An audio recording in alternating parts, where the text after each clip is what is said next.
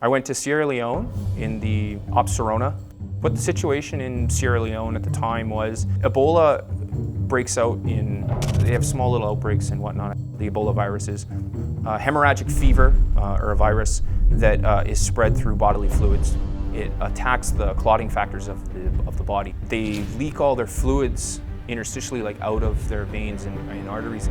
If you contract it and show symptoms, 21 days, you're suffering until you either make it or you don't.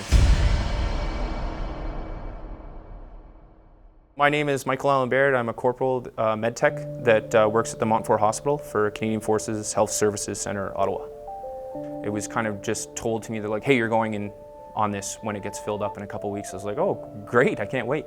And I think patient zero for that outbreak ended up being a little boy playing in a tree that had bats in it, and he ended up spreading it, and then it just kept spreading and spreading. It was so hot out in the day that when you breathe through your nose, it felt like you had a lighter in it. We knew it was going to be tough because you're in Africa. It's incredibly hot at that time of year, and we were going to be wearing equipment like head to toe, not just like gloves and a mask, but like a Tyvek suit, big giant rubber boots, wearing 2 pairs of like surgical gloves, and then you've got your mask. So if you got like a little tear on your pant leg, whatever you were doing, you stopped and you left. There was one woman that I got to treat a few times.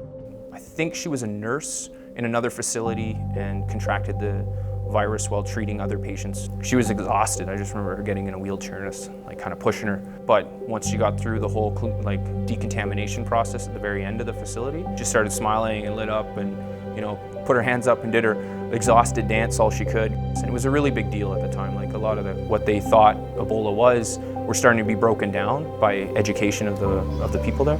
She said she was going to be part of it. She's going to tell her story, and she was extremely thankful, and everything made me really respect my job, and got a lot of enjoyment at that moment there.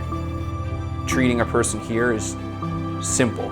We're in a very controlled environment. We have access to a ton of tools and toys. You have almost no abilities in Africa. You do what you can with what you have. I guess what I bring home from events like that is that my career is going to be able to change and do a lot of stuff, and I'm going to have a lot of fun and do something very rewarding from start to finish.